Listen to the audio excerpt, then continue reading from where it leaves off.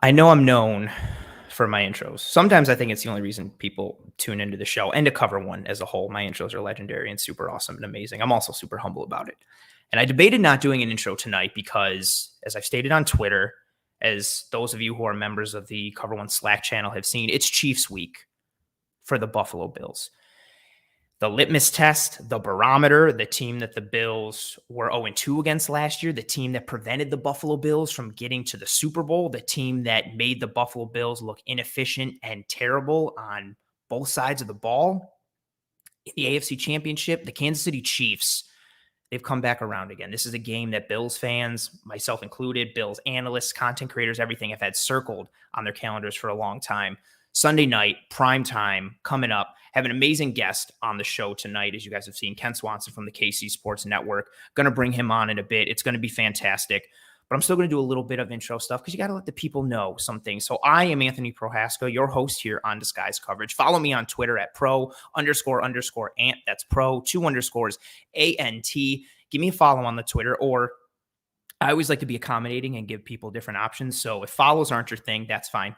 I'll take the deed to your house, your firstborn kid, or you can sign like a blood oath, pledging like your undying loyalty to me. Any one of those things, whichever's easier. You know, the blood oath, your firstborn kid, deed to your house, or a simple follow. Again, I like to be accommodating and all that stuff. Please rate and review and subscribe to Disguise Coverage. If you're watching this on YouTube, please drop a like. I say it every week. I know it's corny, but all the rates and reviews and subscriptions and likes, they go a long way towards helping myself and the entire team at Cover One to trend and get in front of more eyes. I'm seeing guys coming into the chat now. Appreciate you guys. I see the Crush the Chiefs with the exclamation point. What's up to you, Justin? Hey, Reptile. Appreciate you guys stopping by. But yeah, please rate and review and subscribe. Drop a like. It goes a long way.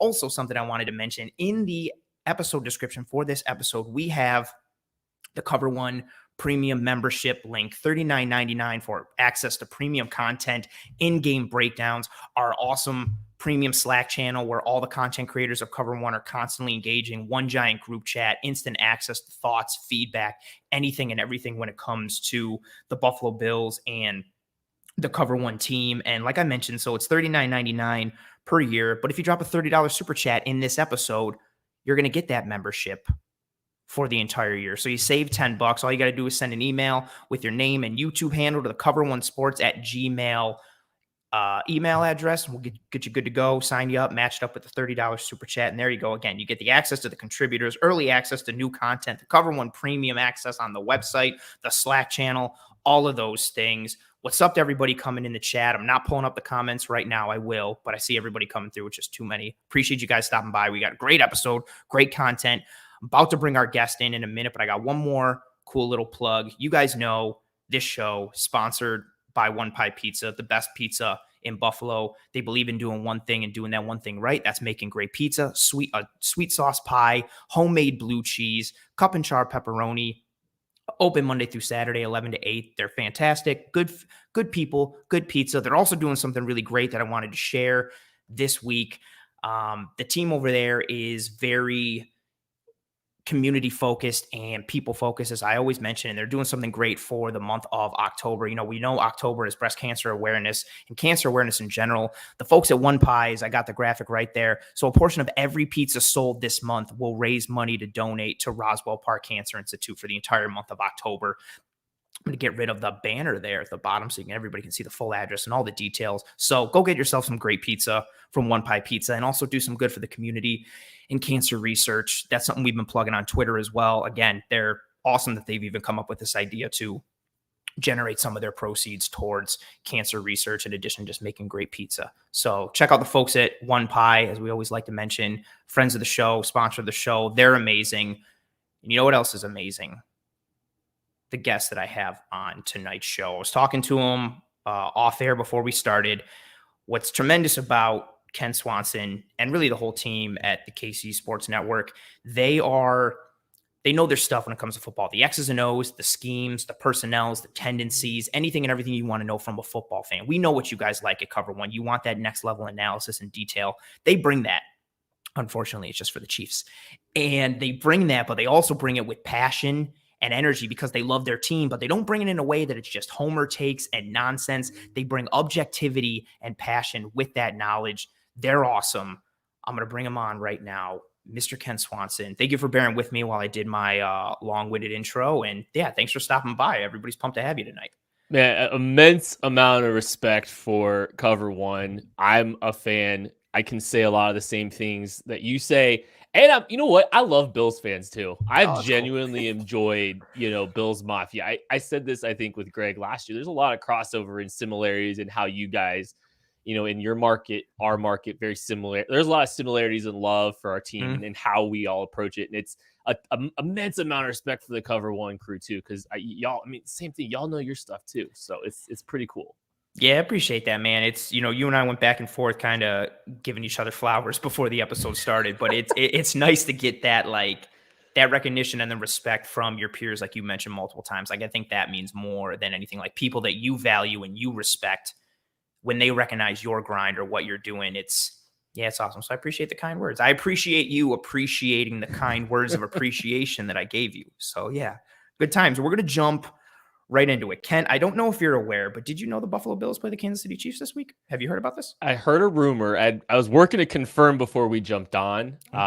So I think I got decent confirmation that that's happening. Oh, that's cool that you're higher up on the chain than me, because I still haven't gotten confirmation. I've been looking it up, trying to figure it out. I couldn't find anything.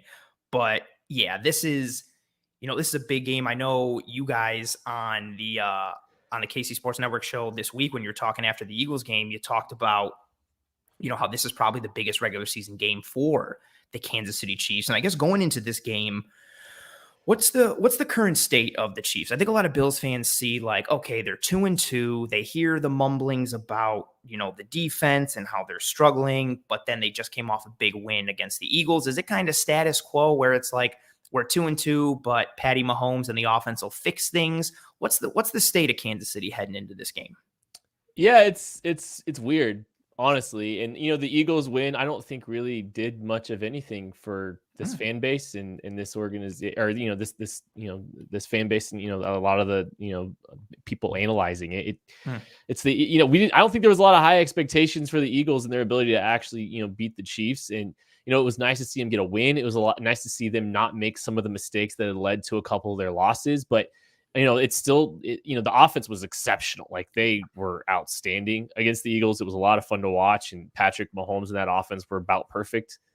They didn't punt. The only turnover they had, or the only time that they didn't score a touchdown that entire game, was the turnover that Patrick Mahomes threw. So offensively, they're flying. But man, there wasn't much about the defense that really inspired confidence even in that game. And there's a couple little things that we might get into at some point down the road here that that are positive takeaways for that defense, but it's in disarray. And the only time, this is crazy, the only time Patrick Mahomes hasn't made it to the Super Bowl in his young career as the starting quarterback was the year that they had a horrendous defense. And this year, it kind of seems like they have a horrendous defense.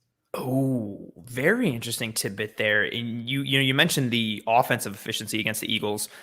That was one of the things, I picked up on multiple times when you guys mentioned it on your Monday show this week, I believe, talking about the Eagles, was, the Chiefs. So they had 7 offensive drives. They scored 6 touchdowns on those 7 drives. And the only time they didn't score a touchdown was on that interception. And it wasn't just like, huge plays. It was just constant beating of whatever coverage was coming in front of you, running the ball, passing, like just constantly keeping the Eagles defense off balance and looking strong.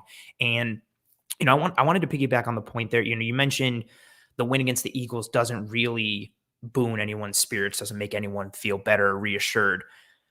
Would a win against the Bills do that? Like, because as a Bills person, how are they, I guess, viewed in that Kansas City community? Are they viewed as a threat? We know, as the Bills, I mentioned as the lead-in, the Chiefs are the gold standard. I don't even want to say in the AFC. I still think in the NFL. I know what happened in the Super Bowl, but the Chiefs were so banged up on the offensive line. There was so much variability and weirdness to that game. And Tampa Bay won, but whatever for Brady. But the Chiefs, to me, are the gold standard, hands down, in the AFC. Still in the NFL, I think they are the litmus test. They are the bar. They are the barometer. What's that feeling for Chiefs fans, and I guess for yourself as well, knowing that you guys beat the Bills both times last year? First game was a little closer, but still the Chiefs kind of had their way with the Bills to a degree. And then the AFC Championship game was a no contest. Are the Bills a threat to Kansas City here? And would a win, boon those spirits for Chiefs fans and for yourself? Absolutely, on all Okay. counts. And it's weird. Like, I still think there's going to be a lot of people that they sit 3-2 if they beat the Bills. They're going to be upset, I think, still about just the past, but not necessarily. I think it's still going to sting the fact that they've lost 2 games, especially one against the Chargers. I mean, both the losses, the types of losses they had, they're going to sting for a little while. But I'm telling you, the Bills are easily, I think, the number one contender to dethrone the Chiefs. Okay. I don't think it's Hands down. Yeah, not even Okay. close. And they're a really good football team, and they're a better balanced football team than the Chiefs are at this point. And I mean, here's the thing. Okay, we've seen the Bills mollywop 3 teams in a row.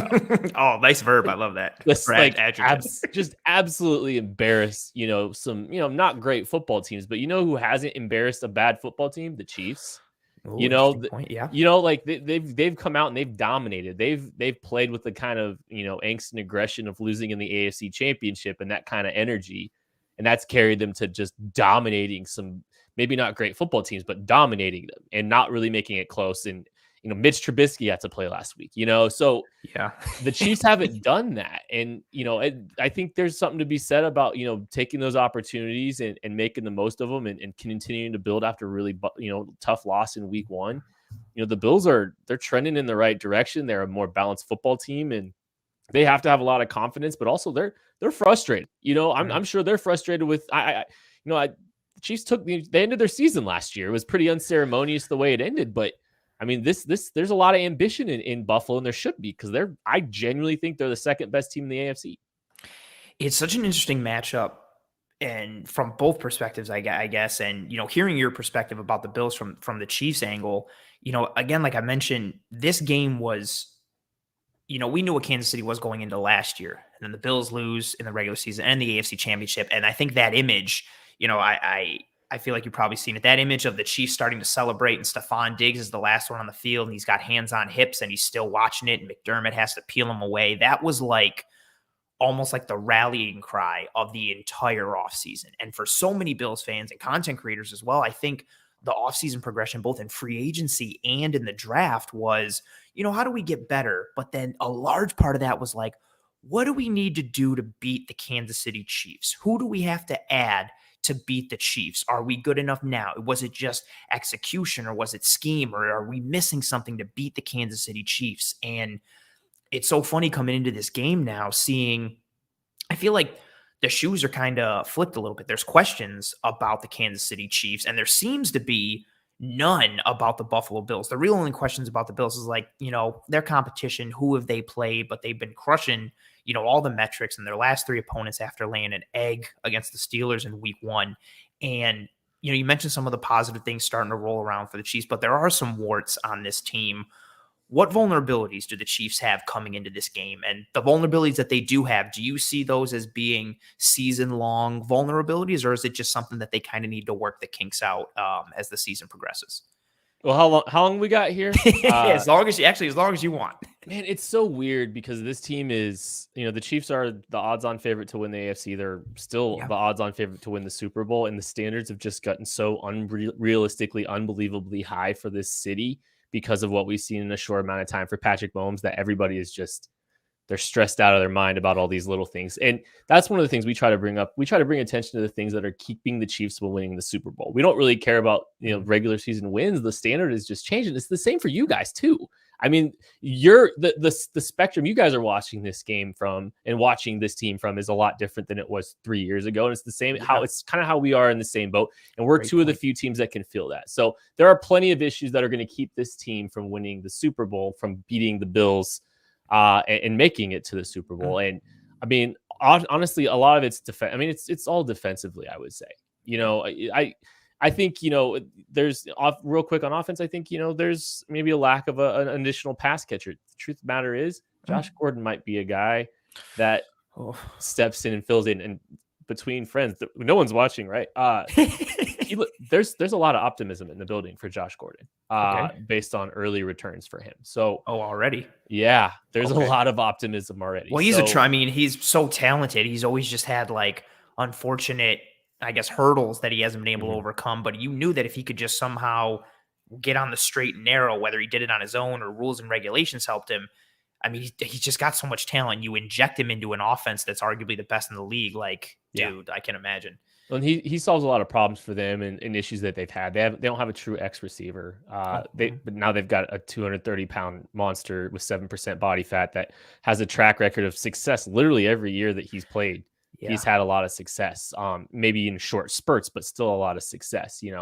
So there's really not a ton of issues offensively. Ball protection is a big one, but I think that's fixable from a long-term perspective. But on defense. And it's the 2018 Chiefs. They had one of the worst defenses in the world. They made it all the way to the AFC Championship game. They lost the game because Tom Brady got the ball first. And but that group had a pass rush. This group doesn't even have a pass rush. They've had issues in coverage. Their second level of the defense is completely, it's not athletic. They struggle to cover in the middle of the field. Their defensive line isn't getting a ton of pressure. I mean, there's really not much to hang your hat on the defensive side of the football. And Steve Spagnuolo is doing everything he can, but there's only so much they can do. They have a big talent problem. And the funny thing is, they're the second most expensive defense in the NFL. Yes, I loved you guys were throwing those numbers out there. I think top 5 in the NFL for defensive line or something. I think they are number one. I believe they were one. I think they're number one in defensive line, and 25% of their that's cap space is spent on defensive line. But on top of that, second most expensive defense in the NFL, and this is what they get. Oof. Yeah. Roster construction. Hey, look, this is Brandon Beane and what you guys have done to build sustainability through the draft and stuff. Man, I don't know. I like the situation you guys are in from a long-term health perspective of the roster. So the Chiefs got some issues, short and long. It's wild to hear that because going again in the playoffs last year, it was like, man, what a gem they found in Juan Thornhill. Man, Snead has turned out to just be a corner that nobody thought he was going to perform at that level. They had all these young guys who you thought man, they already had a good squad, and now they just injected youth and proven youth that proved their ability already going forward long term. And on defense, it's been wild. Second most points per game allowed with 31.3, third most rushing yards per game allowed with 146. They're only 27th in takeaways, which is crazy for a team that has Chris Jones and Tyrann Mathieu, although Jones has been banged up. Mathieu didn't play, I believe, the first game of the year. Yep, first game. But they've had studs, and you got a good coordinator in Spags, who has just been so good at creating mismatches and disguising things and being a whiz on defense. Something that was interesting that I really liked that you guys mentioned, and I meant to write it down and I didn't, and I'm mad at myself for that. But I think it was Craig on your show who talked about how you guys on defense continue to lose on first down. That you guys have a good situational third down or third and long defense where you can get after the quarterback and make some plays, but you guys don't get to that because you keep giving up so many yards on first down to teams, and it's something that's been consistent through the beginning of the year. Do you attribute that to any one thing, or is it just more indicative of the overall talent that the defense, I guess, is quote-unquote lacking at this point for the Chiefs? Yeah, I mean, it's a lot of little things. And I mean, talent is one of them. And Frank Clark, for all of his warts, he's not worth what he's being paid right now. His performance hasn't been reflective of that. But, he's also a very valuable run defender, and he hasn't played the last couple of games. So, some of the run fits and some of the, some tendencies there that, teams, you can make them play a little bit left-handed because a lot of teams don't like to run at Frank Clark. They're having some, I think, they're having some issues up front. Jaron Reed and Derek Nottie have not played well. We're questioning if they're, trying to play some of that gap and a half type stuff that, and I mean, if maybe they're just kind of trying to adjust to some of that to, try to, manage some of that a little bit differently. Maybe that's why, but they're not changing the line of scrimmage at all. I mean, they're losing it up front along the interior a lot of times. So there's that. Nick Bolton has not played particularly well. He's been out of his gaps. Anthony Hitchens looks slow and lost. He looks like he did in 2018 when he first got to Kansas City.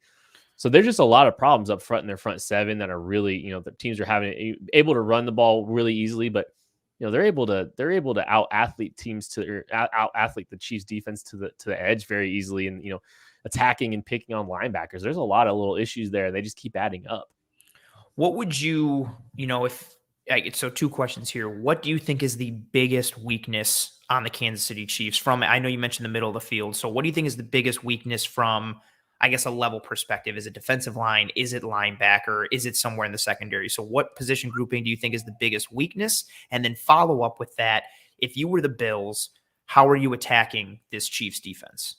So, man, I guess you're making me choose between like 3 different flavors Yeah, of poop right now. I was gonna say like a punch on the right side of the face or a punch on the left. Like, which do you want? It's hard to really single any one of them out. I think the linebackers have been largely putrid. I think that's probably the worst one. But I mean, if you're gonna have a worst one, like that's probably the one you want to be the worst, because the Chiefs have won a Super Bowl and been to 2 straight Super Bowls without good linebacker play. I mean, so it's kind of, they can get by with that, not having it, especially when you, again, like you got a stud on the back end in Matthew and a stud up front in Jones and Frank Clark. Like you can get away with not having a proper group in the middle when you've got studs in the front and the back end.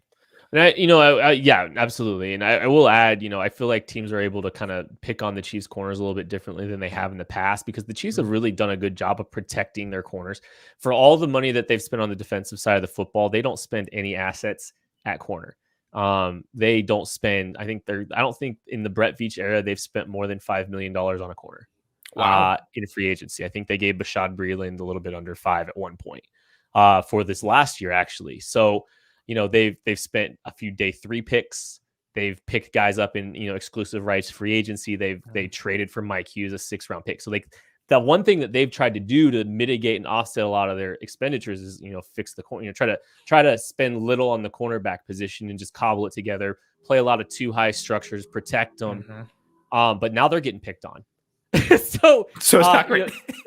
Teams have been able to attack them. So if I'm the Bills, I mean, you can kind of do whatever you want, really. The things that they've struggled with tempo. They've been horrific trying to communicate. So it's been really, really difficult for them. I think, I like to play. I would play them out of empty a little bit. I'd try to, even go big personnel and then empty it out, because, you've got some decent tight ends. I think that could really make it easy make it easy for Josh Allen to get some easy completions there. So there's some stuff I'd spread them out a little bit. I'd play a little bit of tempo. But honestly, anything they do is probably going to work. Man, that's rough. I like how you were like, well, you guys can do whatever you want. You really can. I mean, that's how I feel. Like, I mean, it's not pick your poison. It's like, whatever, pick your candy. Like, you're going to get to eat it all. Fair. Man, that's wild to even hear. The tempo piece is very interesting, because the Bills are, my notes here, they've run no huddle 18% of the time, which is 3rd in the NFL. I find that very interesting that, that's something they already kind of have worked in and they like to do. And if it works even more so against the Chiefs defense. And, so you mentioned spreading it out and, putting the ball in Josh Allen's hands. With the struggles the Chiefs defense has had against the run, do you think, granted, the Bills are a passing offense, they are a wide receiver centric and Josh Allen centric offense. Granted, we can kind of pick our candy and do whatever we want. Do you think it's enough, like whatever, just spread them out and throw it as much as you want? Or do you think the Bills should work in some run, plays, considering the Chiefs struggles there, and maybe just to keep them off balance? I think the Chiefs run defense is getting better. They just played horrendously the first 2 weeks. So I think there is a positive uptick there defending the run a little bit. So like there's that, but man, I'd try to get them in their base. I mean, I'd try to get them in their base personnel and make, some of these linebackers try to cover. I think, you can run the ball a little bit, and I'm sure they will. I mean, I'm sure the Bills are going to try to make them run, try to run it a little bit. But I mean, teams are having a lot of success in the air now too. Yeah. I mean, there's a lot of things. You could put the Chiefs in a really bad spot if you put them in base and you play tempo and don't let them leave the field and force them to communicate. And some of these things, I mean, it is unacceptable, the fact that this team in year 3 of a Steve Spagnuolo defense is having so many issues getting lined up.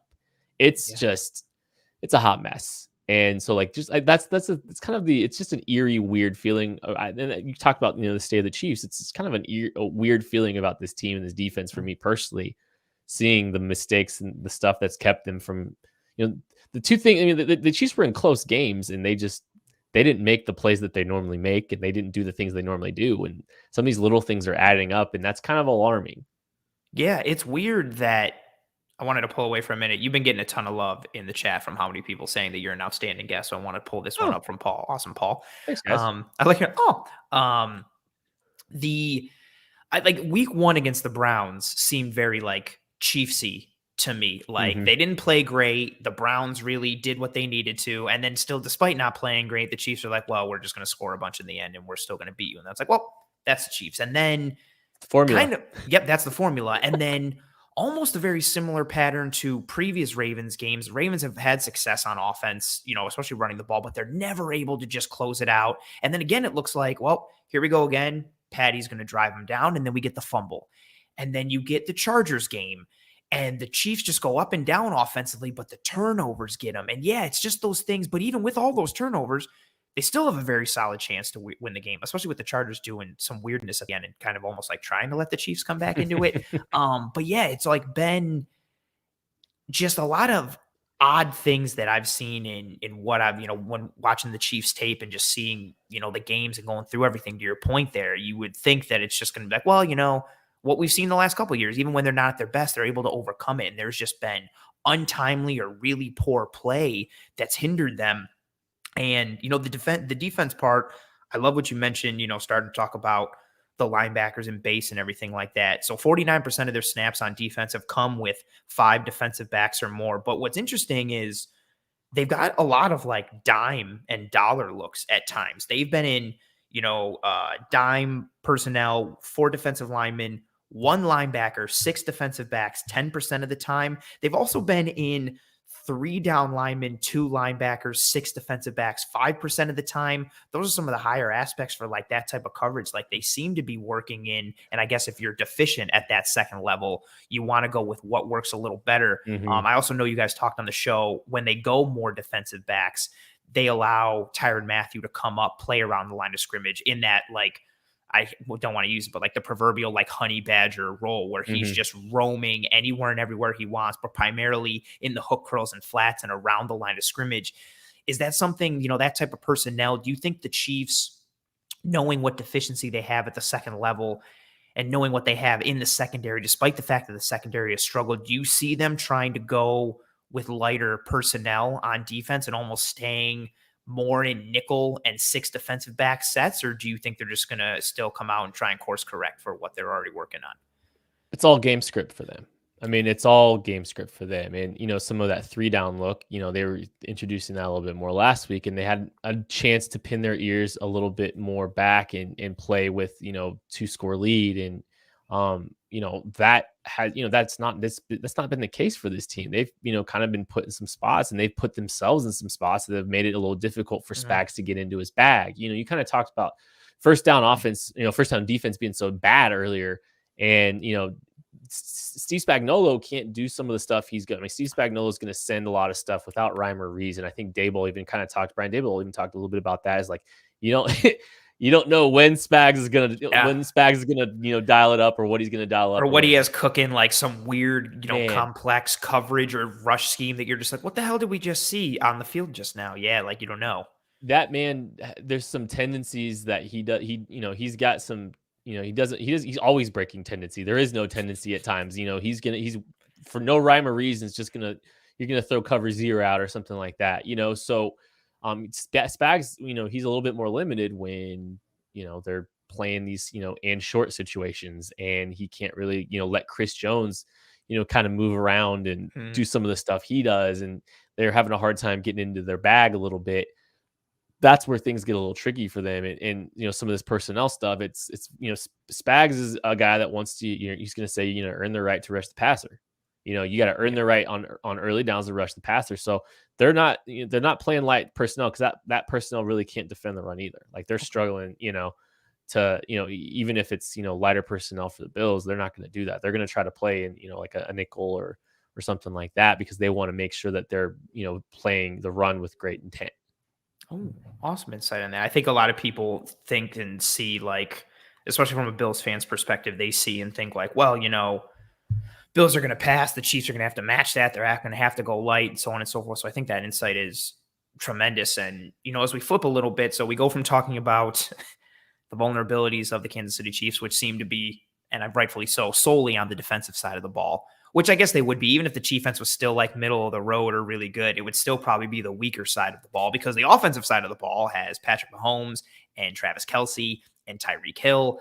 And before we get to the sexier parts of that offense, talk to me a little bit about the offensive line. They've got two players who Bills fans fell in love with for the draft this past offseason. Creed Humphrey, center from Oklahoma, and then Trey Smith, the guards that you guys picked up. But you really revamped the entire offensive line. You've got Orlando Brown. Then you get Joe Thuney. Then you got Creed Humphrey. You got Trey Smith. Lucas Niang comes back after opting out of 2020. It was almost, not even almost, it was basically like a brand new offensive line coming into this year. How is that line holding up? How are they functioning, both in the run and the pass? And have you liked what you've seen so far? Complete overhaul from what they saw in the Super Bowl. In fact, it's kind of funny. You look at the Chiefs Super Bowl offensive line, I think 2 or 3 of them are out of the league. So one's on a practice squad. It's crazy how bad that offensive line was.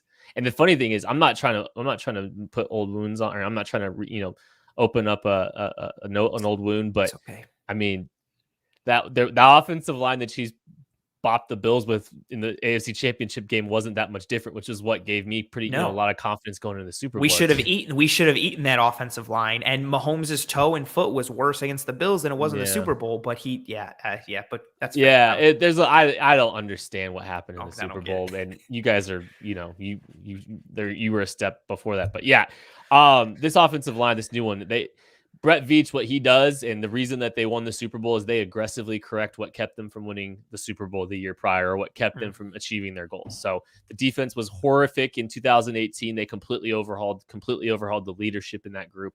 So the offensive line, the attrition on the offensive line is what kept this team from winning the Super Bowl. I really believe that. So what they do, they completely overhaul the offensive line. They're playing great. I don't think you really expected Trey Smith to come in as a 6th-round pick and from day one be a guy, but I mean, he's been their best pick. But actually, you know what? That's probably not fair to Creed Humphrey, because Creed Humphrey's played great too. Both of those guys have been outstanding. You're killing Bills fans. There were so many who wanted Creed Humphrey, and then as Trey Smith was falling, because people thought Trey Smith was going to go earlier, and they were like, grab him. Like with those saying that Trey Smith was the best, and if not him, Creed, you just stabbed so many Bills fans in the heart. Like, oh man, they've played incredible, and it's so much fun to watch them, and it's refreshing, because the Chiefs have always tried to get away with bare bones along their interior of their offensive line, and they and Patrick Mahomes made them right a lot. They didn't spend a lot of money on the interior when they won the Super Bowl, and they thought they could get away with it, and they couldn't, and that's what happened. So the entire O-line's overhauled. The interior's played phenomenal. The Chiefs have two, the Chiefs basically, if Lucas Niang holds up, and he's been fine, I wouldn't say he's anything to write home about to this point. He's been adequate, capable. You can do a lot worse than him if he's your worst offensive lineman. The Chiefs have 4 offensive linemen right to left that are secured for the next 4 years. So they've got a lot of stability. They've got a lot of consistency up front. And Orlando Brown, I wouldn't be surprised if they extend him. They both, they've kind of had to adjust some things. Mahomes has had to adjust some things with his drops, how he's navigating the pocket. He's had to trust the interior a little bit more willingness to step into the pocket. Because these long arm tackles are kind of washing some guys wide. He's going to have to step up and some of that kind of stuff. But, it's really started to work together really well. It's not perfect. It's probably the biggest struggle, because they're starting to dominate up front a little bit running the football. And Clyde Edwards-Helaire has tied himself very well to that offensive line too. That's the big, so many Bills fans that talk this past offseason, as I mentioned, of how do you beat the Chiefs, or building to beat the Chiefs. And then the Bills go out and they take Gregory Rousseau in the 1st round, and they take Carlos Basham in the 2nd. And the thought is like, okay, we're reinforcing the trenches. We need to compress the pocket. We need to be able to get pressure, but not get too far upfield and let Mahomes escape. That battle, I think, is going to be so key and so important, in the trenches on defense, and the defense as a whole, really. But that matchup up front, the Bills invested in their defensive line with youth and talent. The Chiefs did the exact same thing. And if all things go right, exactly your point, we should be seeing Creed Humphrey and Trey Smith in Chiefs jerseys, and, all those young guys, potentially Orlando Brown, Lucas Niang, for a significant period of time, as we would on the Bills defensive side with Rousseau and AJ Epinesa and Boogie Basham and Ed Oliver, hopefully so. And that's a part of the Bills game. The defense, that is sitting there number 1 in points per game against with 11, number 1 in takeaways first overall in defensive DVOA, first in defensive DVOA adjusted for volatility early, first in passing defensive DVOA, second in rushing. Granted, there has been some competition issues, but all these things that they've hit on, and the interior has played really well. Ed Oliver and Star Lotulelei, who we're going to get into on the back half of this episode, have just been killing it. But now they come up against an interior offensive line that has played very solidly with Tooney, who's a consummate all-pro, and then you got Creed. And yeah, it's just, that's an interesting battle. And I think the bigger battle, not to write off the Chiefs defense completely or not even talk about the Bills offense, but the Bills defense so far this year has looked like that 2019 Bills defense that carried them to the playoffs for the most part. And then you go against this Chiefs offense. This is the big battle, the big test. You know, you've got a Chiefs offense that just does so many different things. You know, going over the advanced metrics, their use of motion, which we know 67% of the snaps have motion, which is second in the NFL. What I love, this that I found was interesting.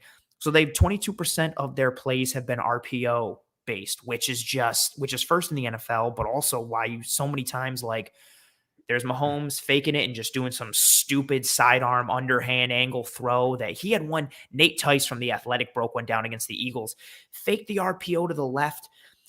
He had so Orlando Brown and then the Eagles defensive end were in his field of vision, and Tyreek Hill was coming on the slant. He couldn't even see him, and he made this throw that almost like that movie with James McAvoy when the way they shoot guns and they can curve the bullet. Yeah. It was like he did that with the ball, like out of the RPO, which is just so dangerous for them.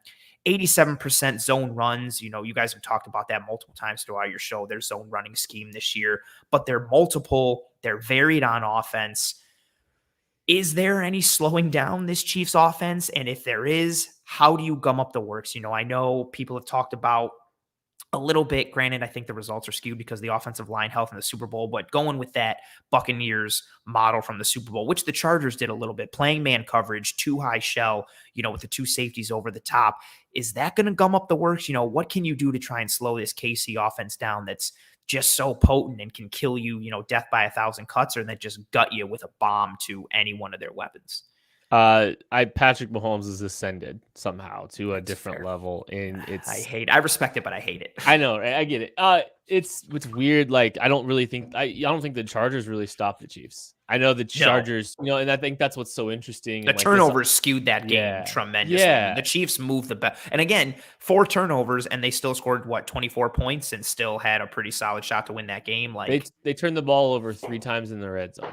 Yes. The ball was 2 times in the red zone and then 1 in the near red zone, yes. 3 times in Chargers including territory. You know, granted it was still a turnover, but that Asante Samuel interception was just an awesome play by Asante Samuel, so credit to him. But yeah, Mahomes no looked, and the Chiefs had a special teams receiver in, and God forbid he has to reach a little bit behind him, right? I don't really know if there's like a weakness offensively for this team, and I don't think you've seen the full reveal of what this offense is going to do. I think the run scheme is going to get more diverse as the season progresses. Like, I think teams are going to have to worry about a bigger, you know, they haven't really got into the gap stuff as much, and they showed a lot of that during the preseason, and the personnel they have up front makes it make a lot more sense for them to try to integrate that stuff into the offense more. So you add the run pass option stuff that could come out of that too, because they're in their bag with the run pass options. It's a new one every week. You know, they really hadn't used the slant flat look as much with but with Tyreek Hill, they popped it a couple times, and I mean, they are multiple, but they're good at everything, and they're getting better. And I hate it. I mean, you should but that's the thing. But this is why they're the Chiefs, and if they're not turning the ball over, you can't beat them, even with a horrendous defense. But the thing that's insane is this offense, which I believe there's some metrics that believe they are the most, to this point, one of the most efficient offenses in NFL history, if not the most, turning the ball over at a rate twice as high as those other offenses to this point, which is fixable. Yeah. The margin for error has still been pretty small because their defense has been so bad. And it's kind of felt like this offense is damn near needed to be perfect. And, you know, if they're not, and they turn the ball over a couple of times, and the defense continues to do what this defense has been doing, that's how the Bills and other teams are going to creep in there and take that throne. Oh, do you see, you know, as we start to wrap up your time here. I wish I could have you on for the entire thing, but I know you have other plans later tonight. What is your one thing to watch for in this game? Whether it's, something that you think will benefit the Chiefs long term or the Bills long term or the thing that decides this game? What is, granted, we're focusing on everything, but what is that one matchup? It could be an entire side of the ball. It could be an individual player. It could be like a certain moment, second half, first half, any type of anything. What is your thing? What is the thing you're focusing on most in this game that you think will be the deciding factor here? Whew. Let's go.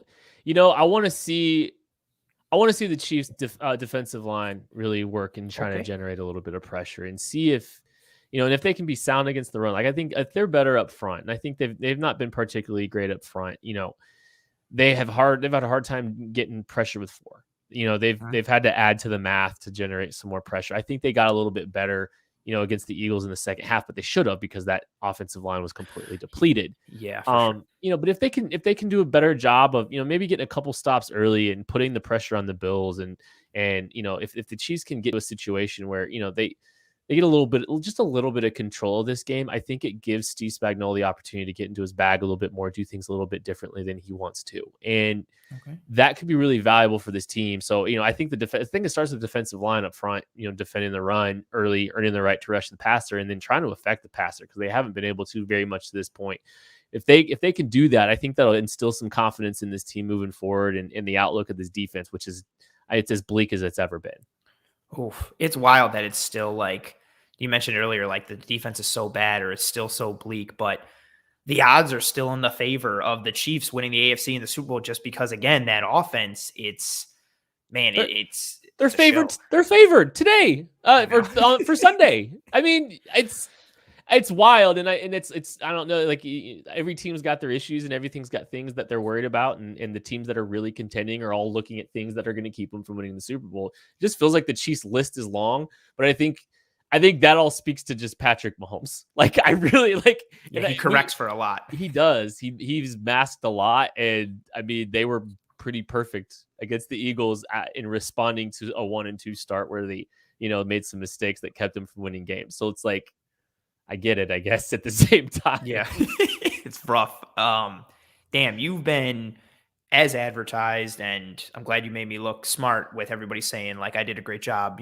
bringing an awesome guest and all the kind words I gave you. You did amazing. But yeah, your insight into the Chiefs and this game, I think it's a big game for the Bills, but also a big game for the Chiefs as you guys start to kind of want to solidify some things going forward and kind of reestablish yourselves. And then the Bills are over here trying to, I don't want to say legitimize themselves, but start to prove, no, we can be the bully on the block. We can be the big dog in the AFC. This game is so important. And I don't think I could have had a better guest on for this show. You were awesome. Your insight, your knowledge, your takes, your analysis, everything, like all the way down to your attitude, and for not being a horrible person and a prick, which I'm so thankful for. But yeah, you get that a lot or something? I've had interactions with people to bring people on, and like, it just doesn't, like, they're different as a person than I thought they were from what I heard or what I saw. And then I have to find a way to be like, oh no, this isn't, I'm not doing a show this week. I can't have you. Goodbye.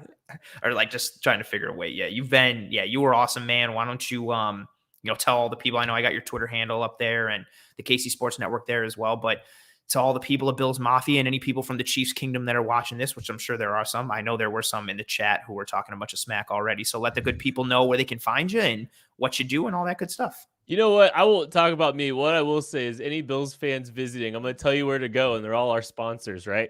So go to Jack Stack Barbecue. They do wonderful barbecue. They're kind of the cloth napkin barbecue place in the city, but they're wonderful. McCormick Distillery, Holiday Distillery, in Weston, Missouri. A lot of fun. 365, if you know that, all that. That's where that's made. Go check them out. They're a little bit north. It's a fun little spot, and Weston in general is going to be a great place. Looking forward to welcoming a bunch of Bills fans into Kansas City. If you want to watch the game somewhere, if you're just coming into town, you want to watch the game somewhere, the KC Sports Network team will be at the Bullpen Bar and Grill for the game, doing a live post-game show. Our entire team, Matt Lane from North Carolina, Craig Stout from Wichita, they're all in town this weekend too. It's a big weekend for us at KC Sports Network. So I'll just say all that. And man, ton of respect for Cover One, and a ton of respect for Bills Mafia. We are kindred spirits in a lot of ways, I promise, guys. And all the best. Looking forward to welcoming you all into KC. Man, I don't think you could have done any better with that ending. Like giving some props to Bill's Mafia and telling them all where to get great food when Hey, they travel there. Like we show love, man. That's part of KC. I'm sure it's the same with Buffalo. Y'all would tell me where the wings are, right? oh, 1,000%. The wings, the pizza, the blue cheese. Yeah, we'd hook you up and do it right, man. Kent, this was. I wish we played the Chiefs every week so I could have you on every week because this was so fun. You were awesome. I really appreciate you, man, and have fun recording and doing everything else you got to do tonight. And thank you so much for stopping by. We'll talk to you in the AFC Championship. Fingers crossed. Well, I don't want to say fingers. What? Fingers crossed. I appreciate you, man. Later. Anytime. Oh boy, folks, what a guest. Also, again, much like we had last week with Cody Davis from Texans Wire and Locked On Texans. Appreciate you guys being so hospitable and, kind and genuine to Kent. He was a tremendous guest and an awesome way to start off, Chiefs week here for us as we start to lean into the rest of this episode. And I'm going to talk about some things leading into this game. I've got some more metrics and, I know in the episode title, but with Ed Oliver and Tremaine Edmunds and all that stuff, want to get into some of the things that could affect this game, some of the things that, we need to keep an eye on. Again, as this defense has been so good, but now we face this vaunted Chiefs offense that, Kent did a great job diving into and going into. And man, I'm still reeling from how great of a guest he was. And, I don't want to see the Chiefs in the AFC Championship right now, so it's kind of like fingers crossed so we could do this again, but also like, I don't want to play the Chiefs again type of thing. But yeah, he was awesome. I love the positive comments that continue to come through. And yeah, gave people some barbecue, options and the objectivity that was super welcoming and, everything that, yeah, he was really able to do and generate for us. So that was a pretty good time. I really had a great time having Kent on. And now we're going to dive into the back portion of this episode. Before we do that, I wanted to mention one of the other sponsors for Cover One and for Disguise coverage. I mentioned it here before. We got the IDP Army. So this episode presented by the IDP Army, mostly IDP, all fantasy football. The IDP Army is a fantasy sports media brand that creates entertaining and insightful fantasy football content and products with a holistic approach to fantasy football. Their flagship product, the Ultimate IDP Index, is the #1 resource for IDP fantasy football players. It's an index of tiered rankings, detailed player profiles going back to 2017, contract information, suggested trade values, weekly snap trackers, and suggested starts and sits that are updated daily in season. It was created and curated by Jordan Rains, the founder of the IDP Army, and Jordan has been a top 5 draft expert and ranker for IDP on Fantasy Pros the past 2 seasons. Very reputable site, Fantasy Pro. So go to idparmy.com for more details. Also, subscribe to their channel on YouTube for weekly start sit live stream Q&A before kickoff every Sunday at 11 a.m. Eastern. Shout out to the folks at the IDP Army and Jordan Rains for doing that. Thank you for sponsoring the show. And as we continue to move on to the Buffalo Bills versus Kansas City Chiefs, I'm seeing a ton of comments flooding in. I'm going to try and get to everything as we do, but there's some things I wanted to talk about as we go through this back half of this episode. Kent talked about the strength of the Chiefs offensive line and the interior that, hurt several of us, I'm sure, when he talked about how well Creed Humphrey is doing and Trey Smith and, Joe Thuney, who they took away from the New England Patriots, who was a stud in New England, and he's continuing his studly ways in Kansas City. The reason I've got Ed Oliver as the lead person in this episode is because of how important that interior play is going to be. And I want to talk about Ed Oliver and, as you see on the graphic there, and parentheses, Star Lotulelei. The interior of the Bills defense has been very strong so far this year. And Eric Turner and I talked about it in the film room last night, which you haven't checked out, the Cover One film room episode from this week that aired live last night at 7 p.m. Go and check that out. We broke down several plays from Ed Oliver, Tremaine Edmunds, Josh Allen, Manny Sands, Mitch Morse, Darrell Williams, a whole bunch of stuff. So go take a peek at that film room episode from Cover One that Eric Turner and I did. But part of the discussion we had last night was a little bit of the flip in role of Ed Oliver and Star Lotulelei. The thought when Star Lotulelei came back was like, finally, Star can take on the double teams. As that one tech, he's in the middle of the field. He can eat up blockers. He can free up space for Tremaine and Milano and the safeties, but also he can free up Ed Oliver to get more one-on-one work, rush the passer, and penetrate on run plays. And we almost haven't seen that this year. We've seen Ed Oliver continuing to get treated like he did in 2020 with the absence of Star Lotulelei in 2020. We saw a lot of double teams for Ed Oliver. We saw Ed Oliver having to wear multiple hats that weren't ideal for this defense and weren't ideal for him as a player. We saw him having to eat double teams and play more central on the defensive line and not play in better situational positioning that he's accustomed to and that he was drafted to play. But we come into 2021 and the thought is, well, he can get back to that now that Star is back. But offenses, whether it's the offensive line and the communication there or just the scheme and the planning and the prepping from the coaching staff, Ed Oliver is still continuing to get double teamed with a sizable amount of regularity. And when you have that double teaming up front, the other partner on the interior of that defensive line is going to get those one-on-one opportunities. Again, we thought the double would be Star, the one-on-one would be Ed, and it hasn't. The double still keeps going to Ed a lot. Star Lotulelei has been getting these one-on-one opportunities, and he continues to succeed. I know you guys hear me turn my notebook there. I write all my notes by hand. I know some people type. I don't. You've got Star Lotulelei, who's sitting right now for all interior defensive linemen. He's 7th amongst all interior defensive linemen in pass rush win rate from that interior spot. He's got the 8th best pass rush grade amongst all interior defensive linemen. I don't think anybody's was expecting that from Star Lotulelei. Again, people thought he was a space eater. He was going to eat up blocks. He was going to clog the middle. Instead, he's been getting one-on-one opportunities, and he's eating in pass rush and in the run. And there's the comment there coming through talking about how Star has been playing some 3-tech. Oh, awesome. Oh, that's a really funny name there. A Bigfoot anthropologist saying great insight on Oliver and Star. I appreciate you. Thank you so much. Yeah, he's been playing some 3-tech. He's playing at different spots. But the key is, we've always seen him win or be solid in the run game. But this year, he's winning in the run game by penetrating and beating his man off the line of scrimmage with a strong, fast get off and power and explosion. And as the more comments come in about Star, yeah, Star is killing it, Peter. Great comment.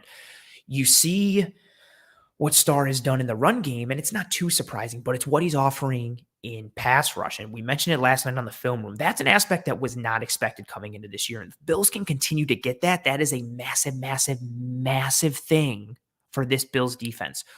We need a lot of things to happen on the defense for them to be successful. But of the things that we expect, and knock on wood, because you all know I'm superstitious, not superstitious, but a little stitious. Haha. We know what we expect from Tre'Davious White. We know what we expect from Micah Hyde and Jordan Poyer. We know what we expect from Matt Milano. We know what we would like to expect from Tremaine Edmunds, who we're also going to talk about as this episode goes through. We know what to expect from those guys. We know what to expect from the stars or the studs on this defense. Star's role is run support, eat blockers, clog the middle. He's doing that and then some. If we are getting pass rush and pressure from a guy who we didn't need pass rush and pressure from, we need it from Rousseau. We need it from Epinesa. We need it from Addison and Jerry and Ed Oliver. If we're also getting it from someone else, again, like Star Lotulelei, man, that's a huge boon for this defense because it's not something that was accounted for, and it's now something that offenses have to account for. It now makes it harder to double team Ed Oliver because you can't leave Star one-on-one if he continues to win at the rate at which he's winning. And then if you start to realize, okay, maybe we need to double team Star, then you get Ed Oliver in more one-on-one situations, and that might be even more detrimental to offenses than leaving Star one-on-one. That interior, Ken talked about the defensive line matchup against the Bills as his big thing to watch. I agree in that. I think the trenches are going to be tremendously important, but looking at the defensive side, we know how good the Bills defense has been this year. We know what they have done from the advanced metrics to the raw statistics. We've seen the numbers. We know the 2 shutouts, all these things, but there is that talk of, the competition. Miami seems like a dumpster fire all of a sudden. Washington rebounded, but not the same with Taylor Heineke in that offense. Houston is Houston, unfortunately for them at this point. Ooh, I see that question, Trey. I'm going to answer it in just a second. Great question there, Trey. But the interior of the Chiefs' offensive line has been very, very strong. And we know Orlando Brown is a good tackle. I think Lucas Niang is a good tackle. So seeing what pressure we can get from the outside, but interior pressure, we talked about it in that that review show that myself, Sterling Furrow, Greg Thompson, and Aaron Quinn did here on a Super Show episode of Disguise Coverage. We talked about what would you rather have, pressure from the outside or pressure from the interior? And the answer is pressure from the interior. And, ironically, we saw what pressure from the interior looks like and how it can be super disruptive. We saw it in the AFC Championship game against the Chiefs. We saw Chris Jones and a multitude of others just eat John Feliciano in pass protection and constantly break through the middle and collapse the pocket from right in Josh's face. Pressure from the interior is the most detrimental thing to a quarterback. And so I'm hoping, obviously, for pressure from Groot and Epinesa and Jerry and Addison and all this. I'm hoping for all that. But pressure from the interior is such a huge key. So I want to see what the Bills' defensive line does against the Chiefs' offensive line holistically. But that interior is really what I want to see, because if they can get pressure on Mahomes right up in his face, right off rip, right up the gut with the get off that Ed and Star Lotulelei have shown. Harrison Phillips has also done well. Justin Zimmer has done well, but Ed and Star have just been, no disrespect to Zimmer or to Harry, or actually Vernon Butler, who's done better than I think people realize. Ed and Star have just been operating on another level. And if they can get interior pressure against this Kansas City Chiefs team and get Mahomes off his spot from the interior, that's a massive, massive, massive thing. Ooh, awesome here. Comment from Justin. I'm not afraid to say that Star is our best D lineman. Very interesting comment there from Justin. I want to go back to the question from Trey. I remember what it was, but I want to pull it up. Your question of who's our best D lineman? I don't know if you meant to say lineman or linemen plural, but I'm going to answer it as such. I think number one, our best defensive lineman this year has been Ed Oliver, just from what he's done. Disruptive, strong in the run, strong in the pass, eating double teams, strong get off, explosion, speed to power, good conversion, good technique, intensity. Ed Oliver, to me, has been our best defensive lineman. And as I take a sip of water here, I'm going to think about who's next. It's tough in terms of, I think I answered it the other day on Twitter and went through, but I'm going to say Ed Oliver is our best defensive lineman. 2 through 4 is hard. I really like what Star has done. I like what Gregory Rousseau has done, not even just as a pass rusher, but in the run game, his ability to seal the edge and stay strong and maintain gap integrity, him being able to use that long arm in terms of the technique, not just his long arms, but him being able to use that long arm technique and steer defenders into the hole and reroute running backs because of his ability to maintain gap integrity and clog the middle and clog the outside lanes has been really strong. AJ Epinesa has been killing it as well. Those guys are in that top 4, but I think Ed right now has, I 1,000% won't sleep on AJ Epinesa, Justin. He was my breakout prediction player for 2021. I think he's had a strong start to the year. We're going to need a strong game from him against the Kansas City Chiefs this week. But I think Ed Oliver for me is our best Bills defensive lineman right now. He's so multiple. He's so good. He's been, just able to affect the game in multiple ways consistently. And he does a lot for, his partners and his peers. So that's a big thing for me with Ed Oliver and in terms of why he's number one. And also somebody I want to talk about, Tremaine Edmunds, AFC Player of the Week. Somebody who has taken a jump, I think, in his game this year. And some people might want to take the low hanging fruit and be like, well, it's because you were so bad before. It's easy to improve. Ha ha ha.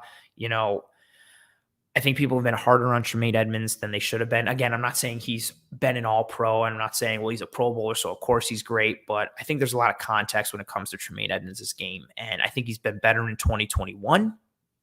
And his game against Houston was tremendous. He needs to have a big game against Kansas City. One, because of what the Chiefs are going to do. I mentioned it, and Ken talked about it as well. Those RPOs, that can raise hell for a defense, especially at the linebacker position. It puts you in conflict in figuring out, do I need to come forward? Do I need to drop? Who's got the ball? Who's running a route behind me, in front of me? There's just so much to account for at that linebacker position when you get put into conflict with those RPOs. Again, the Chiefs have had RPO plays run on 22% of their offensive snaps there. That's the most in the entire NFL. Again, they run zone runs 87% of the time. So again, your linebackers, you have to make sure those athletic Chiefs linemen don't cross your face, aren't able to wall you off, aren't able to get into your body and torque and turn you and create rushing lanes for Clyde Edwards-Helaire. And those are all things that we saw Tremaine Edmunds not do against the Houston Texans. I'm talking positively. He didn't let pulling or zone stepping linemen cross his face and wall him off. We saw him consistently make plays sideline to sideline, coming forward, hitting with pop, taking proper angles, making the right decisions mentally, understanding where he had support and leverage from his peers and what angles he needed to take to the ball and what play he needed to make. He had a tremendous game against Houston. We need that in a vacuum from him against Kansas City, but even more so with the health of Matt Milano. He didn't practice today. He did some work off to the side. We know he has that hamstring injury. Even if he plays, I don't think he's going to be the Matt Milano that we've ideally, seen to start this year. The guy who I talked about on last week's episode, and I said he's been the best player on defense for the Bills this entire year so far to start 2021. Matt Milano's a huge piece. He stirs the drink for the entire defense, not just for Edmonds, not just for the front seven. He stirs the drink for the entire defense. His ability to cover tight ends and running backs allows the safeties in Micah Hyde and Jordan Poyer to disguise coverage, wink, wink, nudge, nudge. It allows them to play the games they play on the back end, to take multiple roles and responsibilities and provide just looks and be able to maintain fluidity and remain multiple on defense. Milano does so much. We honestly could spend like an hour just talking about everything that he does. But if Milano's out, even if he plays, even if he was 100% healthy, Tremaine needs to step up and have a big game, because that's second level. I'm including Taron Johnson in that because we know the Bills' propensity for nickel. They've been in nickel, a traditional nickel, a 4-2-5. They've been in that nickel 69% of their defensive snaps. Nice this year, which is second in the NFL. We know they hovered around 70% consistently in the McDermott era. That's what they do. So that's second level. Tremaine, hopefully Milano, hopefully Taron Johnson. But that nickel corner and the two linebackers, they're going to get put into conflict with this Chiefs offense, with Travis Kelce, with Tyreek Hill coming over the middle, with Mecole Hardman coming across the middle, with the ability of the Chiefs offensive line to get to the second level, with the running game of Clyde Edwards-Helaire, even with the personnel packages. The Chiefs offense has been in 11 personnel, one running back, one tight end, 63% of the time, but they've also been in 12 personnel, one running back, two tight ends, 25% of the time.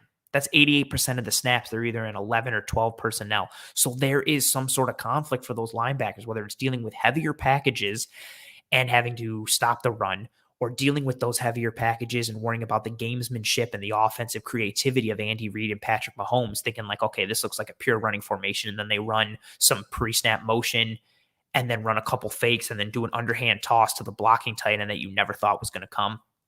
Or if they're running a little now, which they can continue to run out of, or carve you up in the passing game, which Pat Mahomes and the Chiefs offense has shown that they can do. It's a game where everybody has to do their 1/11th. We have to see complementary football from this Bills team, offensively and defensively. The offense working with the defense, with the special teams, all three phases, but then the players on those sides of the ball.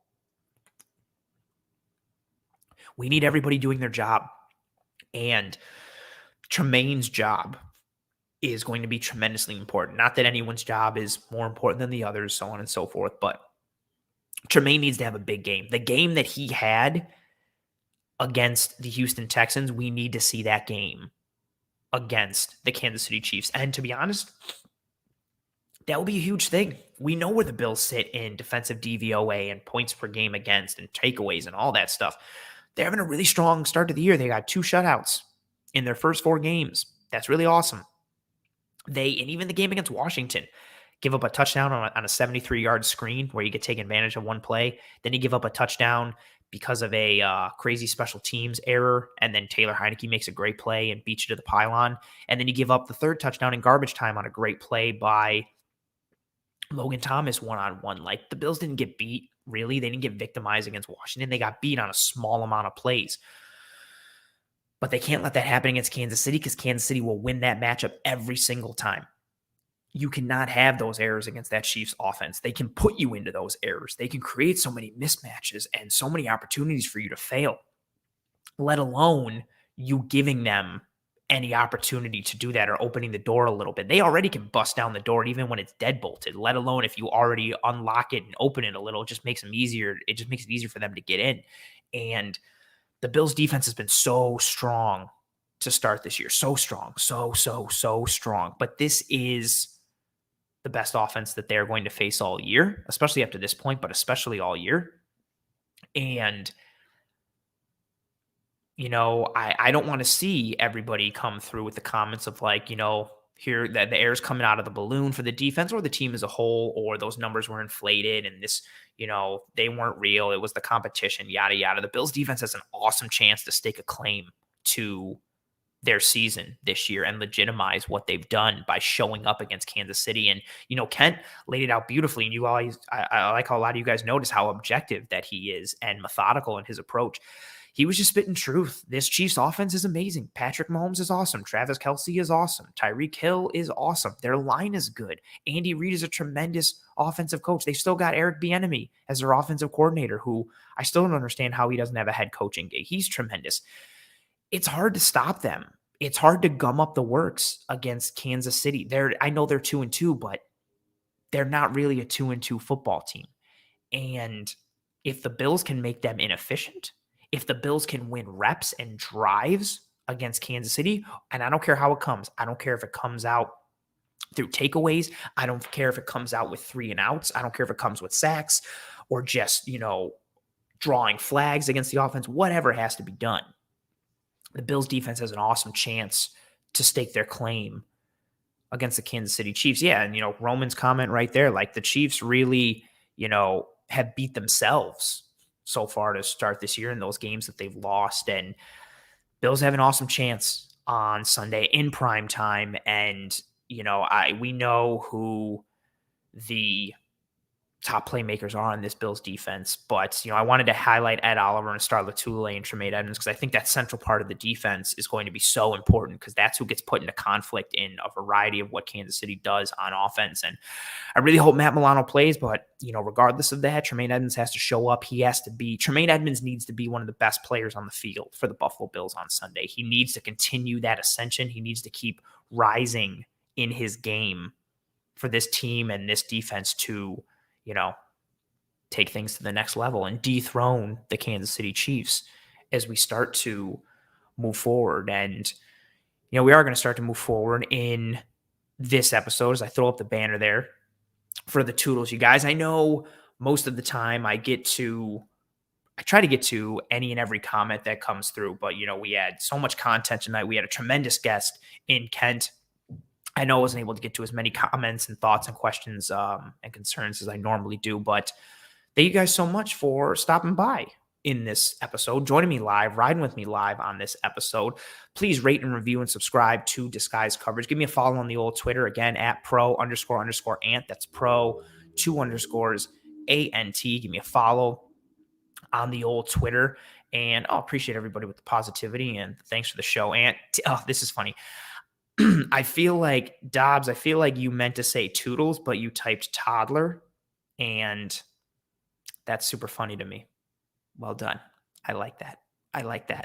Toddler Ant. I'm going to change my Twitter handle to Toddler Ant. Appreciate the kind words there from Bigfoot Anthropologist. Name makes me laugh every time. Oh, thank you, Dawn. I appreciate you stopping by and riding with me as always. You are one of the biggest supporters of Cover One, and we greatly, greatly appreciate you. You spelled Toodles wrong again, Dobbs. It's got 2 O's and 1 D. This is fantastic. Oh, man. I got to stop pulling up all these comments. I'm going to get lost in this, but I appreciate this. I'm going to leave this one up saying, love everything you do, and I appreciate you, man. Thank you so much. Yeah. Oh, Justin saying great show. Man, thank you guys so much. The effusive praise, you know, really legitimately touches my heart. And Want to thank you guys again, riding with me. Rate and review and subscribe to Disguise Coverage to Cover One. Go out and get yourself some One Pie Pizza. I know I pulled up that graphic earlier in the show. I think it's awesome what One Pie Pizza is doing. Again, I already thought their pizza was amazing. I thought who they were as people was great, but I think this is taking it to another level. You know, they have a personal connection to wanting to fight cancer. And for them to be able to leverage their business and be able to give back and help is tremendous. So again, if you didn't catch it in the beginning, One Pie Pizza, you know, I'm so terrible at this. There we go. One Pie Pizza, official sponsor of Disguise Coverage. You guys know how great their pizza is and how much I love it. But for the entire month of October, a portion, or I should have said a piece because that would have been a pizza term, a piece of every pizza sale goes towards donations to Roswell Park Cancer Institute for the entire month of October. So I already know you guys are going to eat pizza. This is Buffalo. Great pizza. We know they make their homemade blue cheese. I know you guys are already going to think about getting pizza. You know you guys are going to go to One Pie because it's amazing. Now, when you go and get yourself some pizza and add some deliciousness and you treat yourself to that pizza, you can also help treat someone down the road and pay it forward a little bit because you know some of the proceeds of their sales this month is going to go towards, help fighting cancer. And again, that's awesome from the folks at One Pie Pizza. They're tremendous. Massive shout out to them. I love that they're a sponsor of this show. Also, love Underdog Fantasy. I continue to mention that every week. You guys know that you get a free $10 from Underdog when you make a $10 deposit when you download the Underdog app and you use the promo code COVER1. Again, that's all one word, cover and the number one. When you download the app and use that promo code and make a $10 deposit, they will match that $10 deposit. They've got parlays, they've got daily fantasy, best ball. They are fantastic as a fantasy brand and app and platform, and we love that partnership with them. We've had it since we launched the Cover One Fantasy Show earlier in the offseason. So go out and check Underdog. Use that Cover One promo code. Get yourself some One Pie Pizza. Treat yourself to some delicious pizza and homemade blue cheese, and doing some good in the community and doing some good in the fight against cancer. And again, thank you all so much for tuning into this episode live. If you weren't watching this episode or joining me live on this episode and you're watching later, listening later, whatever have you, thank you so much for your listen, your download, your view. Please rate and review and subscribe. It takes things to the next level. As always, I appreciate the hell out of you guys. Smash that like, as Justin says. Again, that stuff goes a long way in helping us. And also, again, in the episode description, I mentioned it earlier, check out that Cover One premium content, that premium subscription. We've got tremendous, and I'm not just saying it because I'm a member of the team. I wanted to become a member of this team because of the content. A lot of it was that premium content. We've got that premium content on the Cover One website, the articles from Kyle and from Rob Quinn. That's next level analysis. It's not just fluff, scoreline predictions or fluff stories. It's real hard hitting next level analysis that's going to allow you to understand the game better, understand the Bills better. You get that. You get the access to us, the Cover One content creators and contributors. You get access to the premium Slack channel where we're always engaging and where real friendships and relationships have started to develop. And again, you get those in-game breakdowns that we're known for, and that's awesome. So take a peek at that Cover One premium membership. Again, the link is in this episode, as is the link to the online menu for One Pie Pizza, as is the link for some Underdog Fantasy. Check out the IDP Army, also a sponsoring piece of the show. I know that took a little long, but I got a lot of love that I wanted to recognize and appreciate and do. And that's right, Dobbs, you got it. You finally got the toodles, I think. Oh, and we got some real life customer testimonial from Justin saying the Slack channel is dope. Awesome, Justin. Yeah, Justin nailed it. Appreciate you guys. As always, this is a big week. I will see you tomorrow night, Thursday night at 7:30 for the Cover One Fantasy Show with Greg Thompson and Rich Haynes. Rich will be off this week, so it's just me and Greg rolling. And then myself and Greg Thompson and Aaron Quinn will see you for the Cover One post game this upcoming Sunday night, immediately following the Buffalo Bills Kansas City Chiefs game on Sunday Night Football. It's a big game. It's the barometer. It's the litmus test. Awesome guest from Kent Swanson to set the tone here and let us know what we got going on and adding insight into what the Chiefs are, who they are, what it means for the Bills, what this game means for the Chiefs. It's a big game for them. It's a massive game for us. We have guys who are going to step up. Also, I'm going to be putting out a lot of advanced metrics and cool little tidbits and things to know for this game on the Twitter. So give me a follow again at @pro__ant, pro, 2 underscores ANT.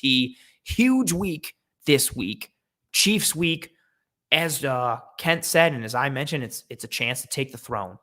It's a chance to get to the mountaintop a little bit and kick the Chiefs off.